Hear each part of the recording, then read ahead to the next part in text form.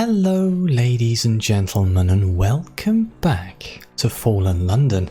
This is a very strange video for me because we are going to be covering a story that isn't part of the monthly exceptional friendship stories. We are going back into the archives. Now, a lot of you probably don't know this, but I have a Ko-fi page, a place where people can go and support me and, make donations and things. And a supporter of the channel, Eli, has asked me to cover an older story. So here we are. We're going to be covering the story of Flint. But before I do start, I should say that if you want to play these for yourself, you're going to have to buy some Fate, support Failbetter. This particular story is rather large. It is 2 stories combined into one from what I've seen. It's from 2015. This was before I was playing exceptional stories, so I have absolutely no idea what to expect. And obviously spoilers are ahead, but I feel a lot of you have already played this. If you are a fan of Fallen London, this one is apparently particularly popular. But yeah, let's jump in. A mask crafter offers her wares by the stolen river. Velvet fox masks, ivory bone masks, waxen images of hanged men. A dark-skinned figure in a Cossack bends to examine the stall. He beckons as you approach. Okay, so playing a branch here will allow you to continue this story in London, so we can greet him cautiously. It does look like the Bishop of St. Fiacres. I need someone with your talents, he says. Or we can greet him enthusiastically. A bishop! His face is well known. Bishops are always worth the time.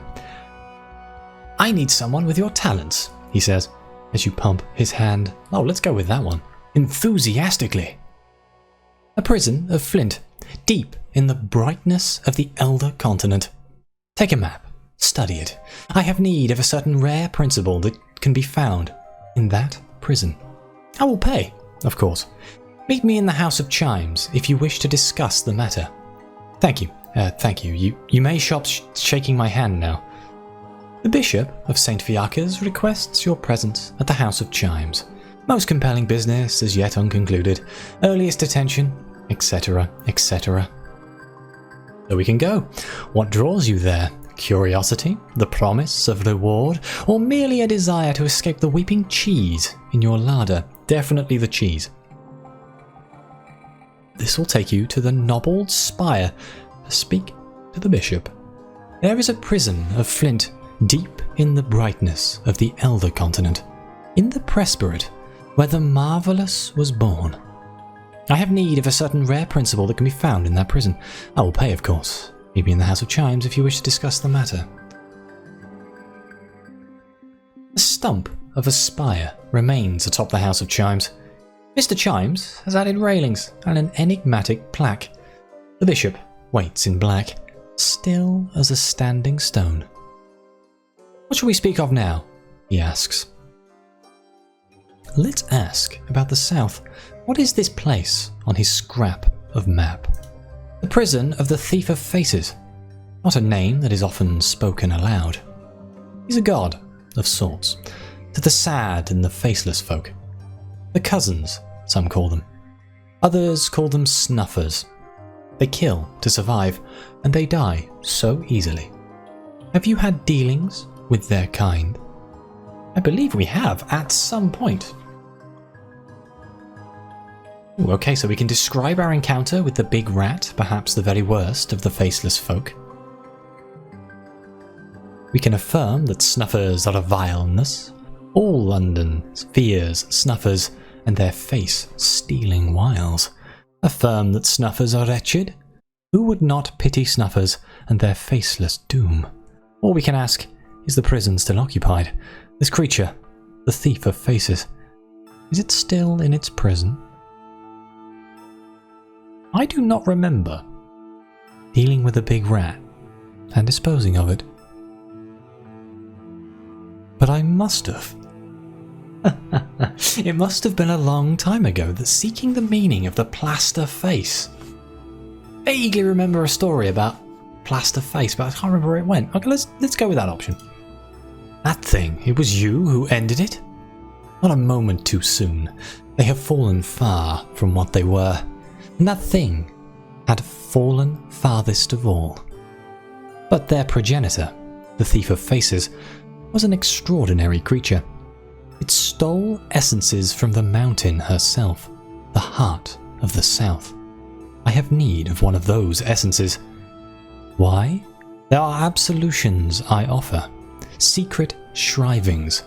Bring me those essences, and I will offer you an absolution along with your payment, if you wish. Sounds good to me. So let's ask, is the prison still occupied? Possibly. That's one reason I'm sending someone else. At least he's honest. That, and these sermons won't write themselves. If it is in there, I recommend you don't let it out. It is said to eat the skins of both cousins and humans, to have engendered Mount Nomad, to hate all things whose shape it takes, to seek, to usurp the bizarre. Best to leave it be. I'm sure you can work around it. Wonderful. Well, I guess we have no choice but to accept the bishop's commission. A journey to the far lands, a bleak prison that might yet contain an antique monster. Money, secret absolutions, what could be better? Okay, so we can recruit some helpers. The prison of Flint lies deep in the Elder Continent. You'll need companions. Yeah, find 6 assistants and a deputy. You can find a store to recruit them anywhere in London. Finding the prison. There was a knife that was born here from the prison. Bring it here, and we can learn more. But there is a difficulty. It's in the possession of the Order Vespertine. It's called a napt, a weapon of stripped flint. Very old, very potent, and in my estimation, rather gaudy. The Order has it somewhere in their stronghold, the Dish and Spoon, in Spite. Go there, bring it here. Don't get stabbed. Okay. Can we question the bishop further? He seems in no hurry to return to bishoping. So why seek essences in such a far and perilous place? Oh, far and perilous. Far and perilous. He waves an elegant hand. This is the Neath. Everywhere's far and perilous. But to be frank, I have a secret. I suspect you may have divined it. Ooh, we can take a guess as to what we think he is. We can guess that he's a snuffer, a cousin. He knows more about them than any man of the cloth should.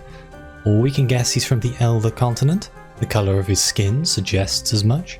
You can say he's a priest. He wears the clothes. He lives in the place. He says the words.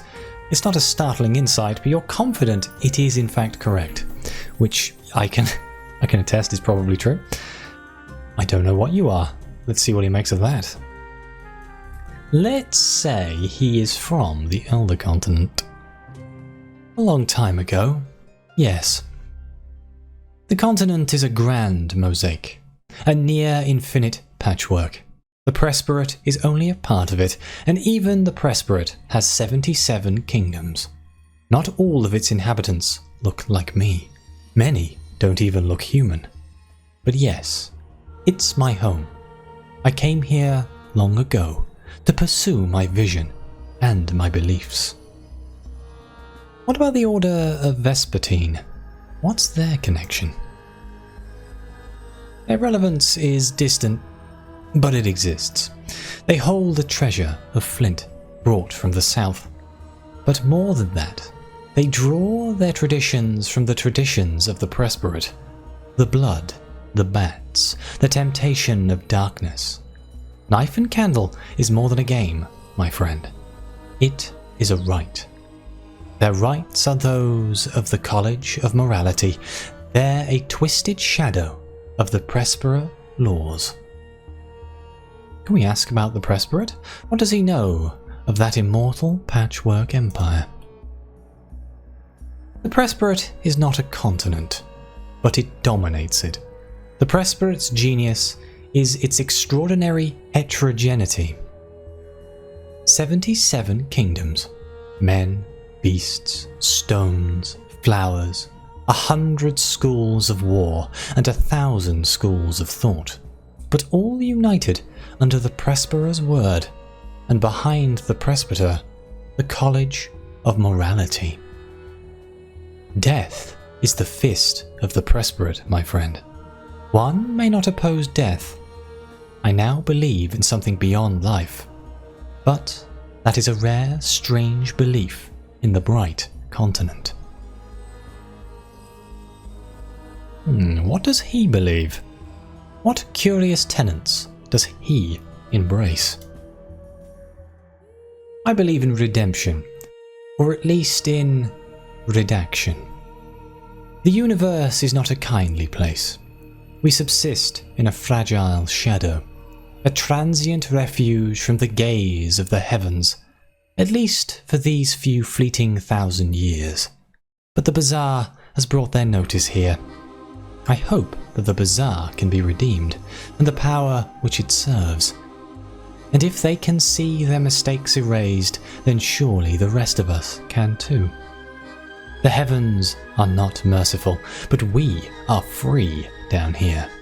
I believe that we can manufacture our own mercy. Okay, so now somehow I've gone around in a big circle here. I can now assume that he may in fact be a snuffer. You're a snuffer? A cousin? He knows more about them than any man of the cloth should. Huh?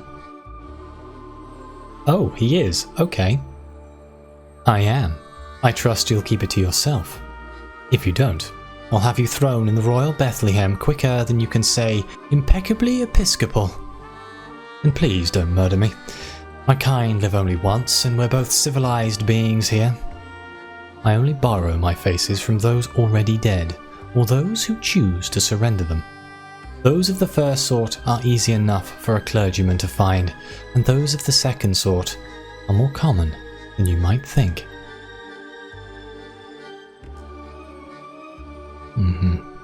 Interesting. Let's ask about the cousins.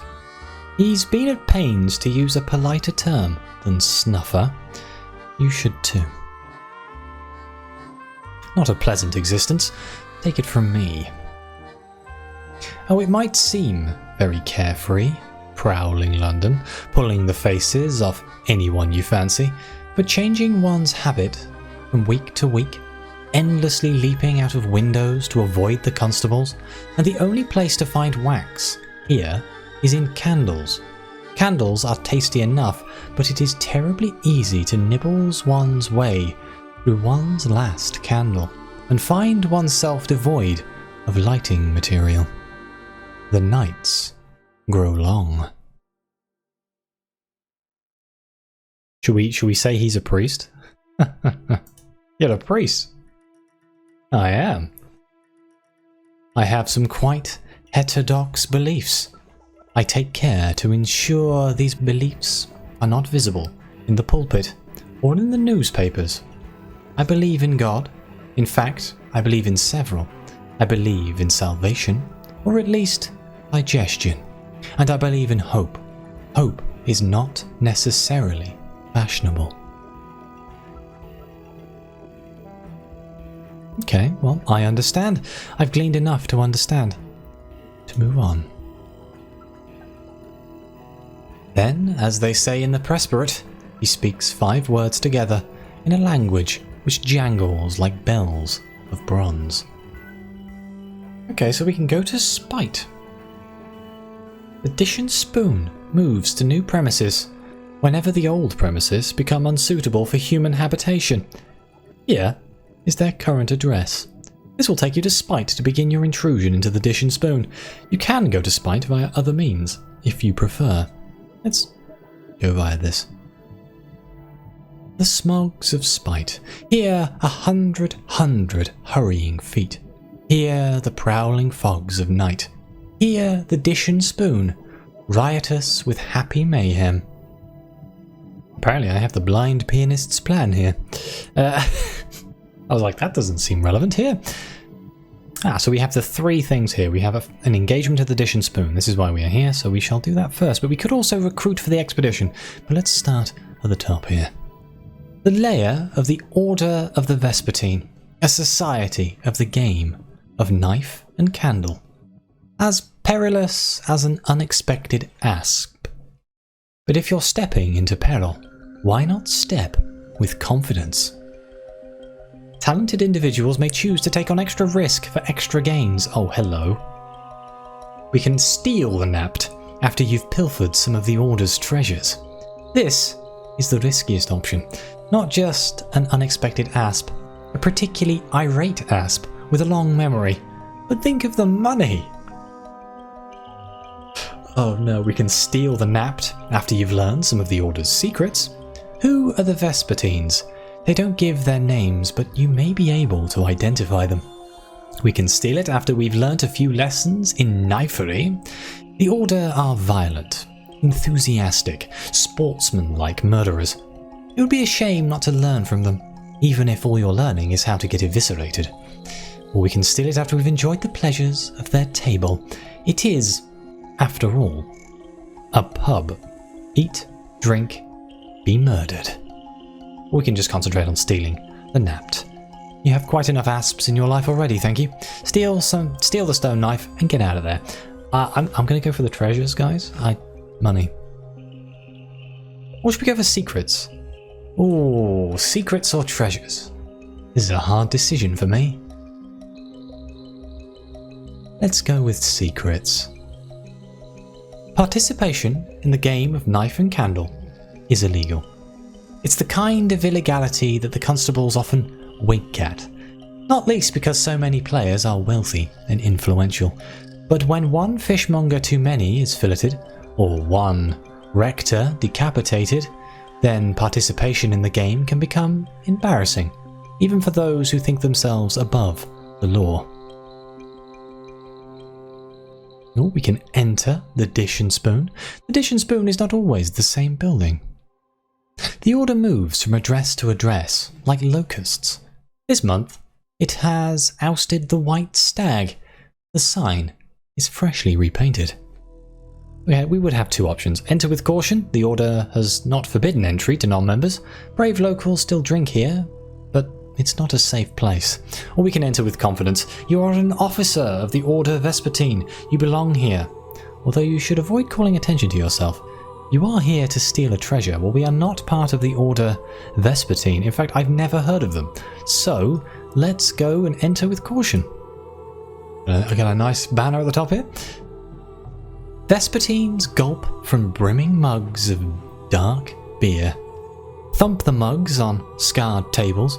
Argue uproariously and play complicated drunken games with knives. Keep your head down. We've got to explore the pub, find the Napt and any other goal you have, and then leave when you are ready. So we have the Snug. You passed as a Vespertine guest this far. You could probably sit down to dinner with them in the Snug, although it is chancy. We could have the temptation of darkness. Beneath the pub lies the cellar. That is the nature of pubs, and the nature of cellars. We can visit the kitchen, the roaring core of the dish and spoon, with both dishes and spoons in abundance. The training floor. Upstairs, the Vespertines slice each other into merry ribbons. Let's go into the Snug. Laughter, the buzz of conversation, spilt wine and sprayed sauce. The Vespertines eat as wild boars eat, if wild boars ate flesh and talked with their mouths full. We can eavesdrop on the Order's conversations. You recognize none of the faces around the table, and they are circumspect in their speech. But perhaps you can glean clues about the identity of their members. A certain aristocrat has, you learn, begun employing knife and candle tactics which are extreme even by the standards of the Order Vespertine. The triple trounce is unpleasant. The perpendicular division is dastardly. But the puppy meal gambit is unparalleled in its merciless inventiveness. Note the aristocrat's identity. And just in case, note the details of the gambit. We can consume some chert apples from the Elder Continent, your neighbour confides. Crunchy but nourishing. Nourishing to the bone. I don't know if this is a good thing or a bad thing. Let's find out. And now you'll dream of the south. The apples are grey as time, with seeds the red-purple of venous blood. They are rubble, then soluble, between the teeth, something between crumbling flint and milleflue pastry.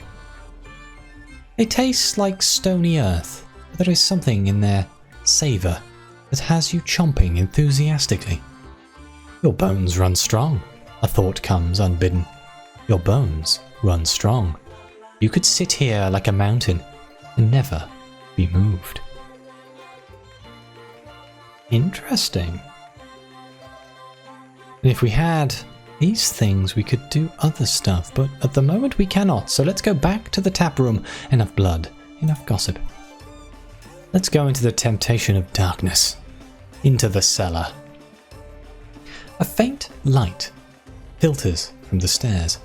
Every barrel you can see has been smashed open, with axes, perhaps. There is a reek of stale beer. Something snuffles in the shadows.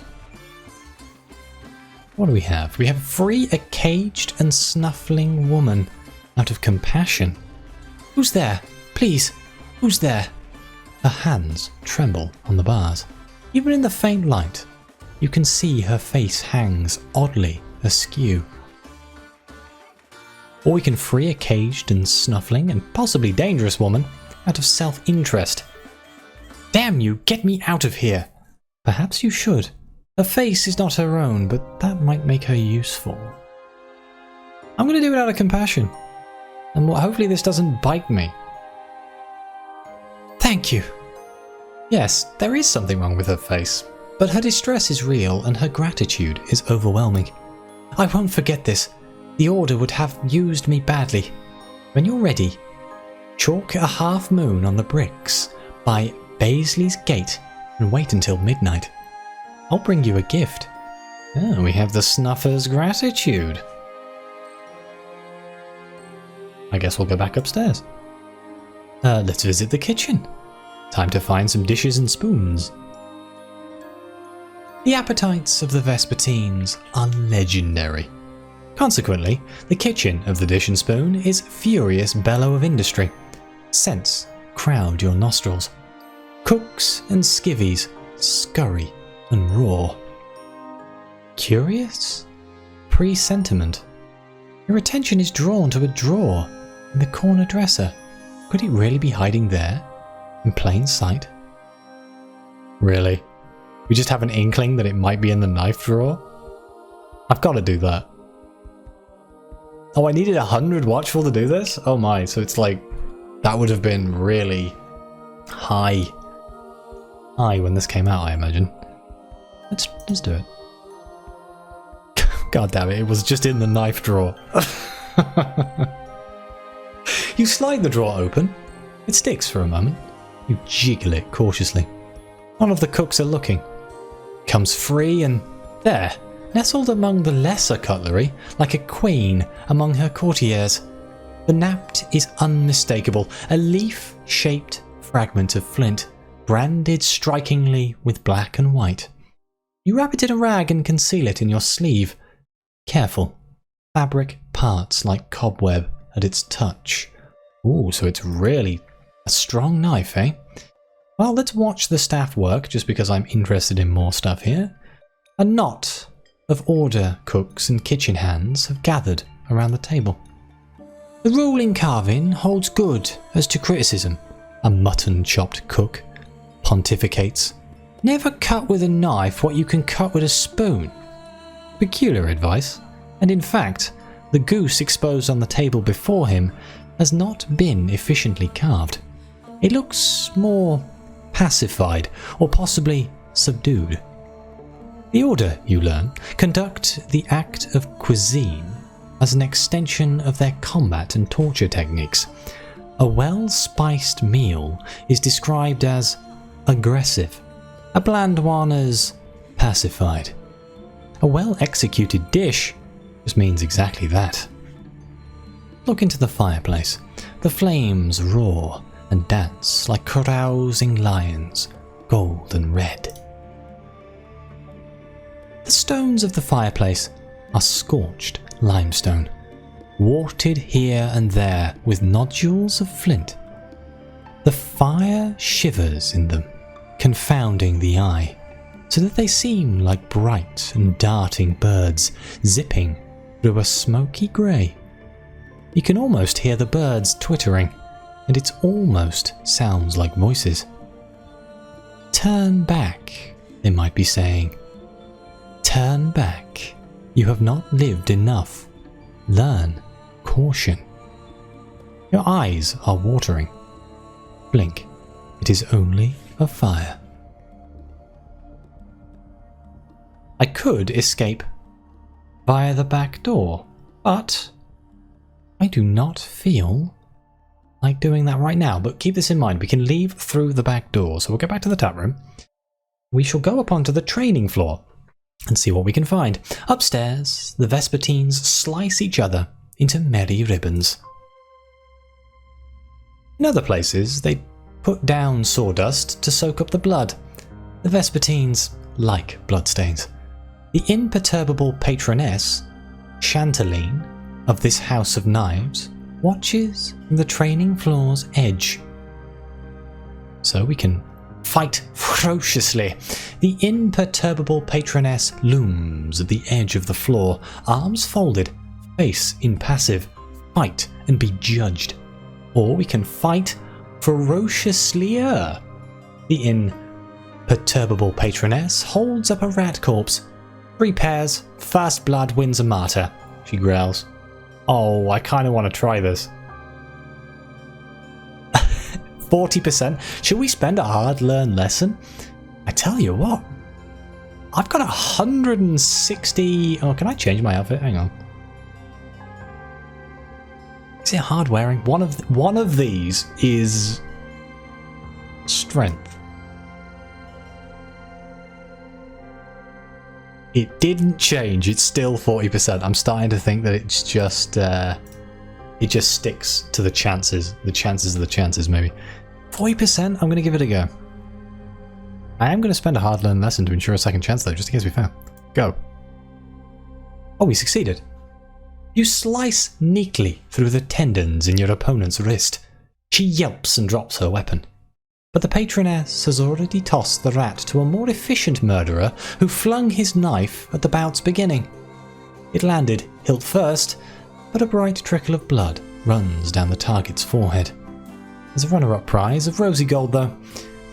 Oh, well, I tried. Shall we fight ferociously and see what happens? Savagery's reward. Your opponent smears his own built blood on the floor with the heel of his boot. Good hit, he exclaims. You should twist as it goes in, though. That'd have me on my knees. Good lord.